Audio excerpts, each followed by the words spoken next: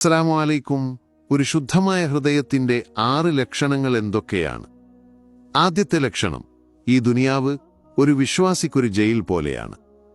പ്രവാചകൻ സല്ലല്ലാഹു അലൈഹി വസല്ലം പറഞ്ഞിട്ടുണ്ട്, ഈ ദുനിയാവ് വിശ്വാസിയുടെ തടവറയും അവിശ്വാസിയുടെ ജന്തയുമാണ്. ശുദ്ധമായ ഹൃദയമുള്ള ഒരാൾക്ക് ഇവിടെ എല്ലാം ശരിയല്ല.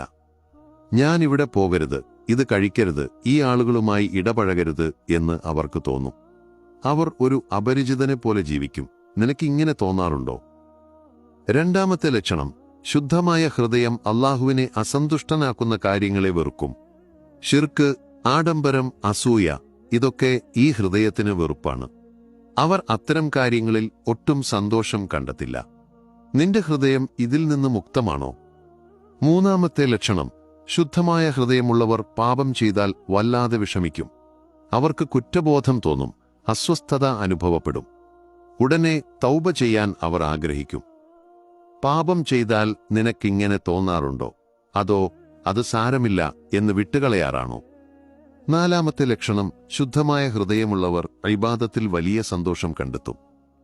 നോമ്പ്, ഹിജാബ്, നമസ്കാരം, ഹജ്ജ്, ഫജ്ർ ജമാഅത്തിൽ നിന്ന് നമസ്കരിക്കൽ, ഇതൊക്കെ അവർക്ക് ഒരു ഭാരമല്ല, മറിച്ച് ആനന്ദമാണ്. ഓ, ഇത് ചെയ്തേ പറ്റൂ എന്ന് അവർക്ക് തോന്നില്ല. നിന്റെ ഇബാദത്തുകൾ നിനക്ക് സന്തോഷം നൽകുന്നുണ്ടോ?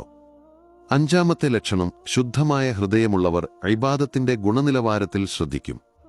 എത്ര നമസ്കാരം, എത്ര നോമ്പ് എന്നതിനേക്കാൾ എന്റെ ഇബാദത്ത് അല്ലാഹു സ്വീകരിച്ചോ എന്നാണ് അവർ ചിന്തിക്കുക.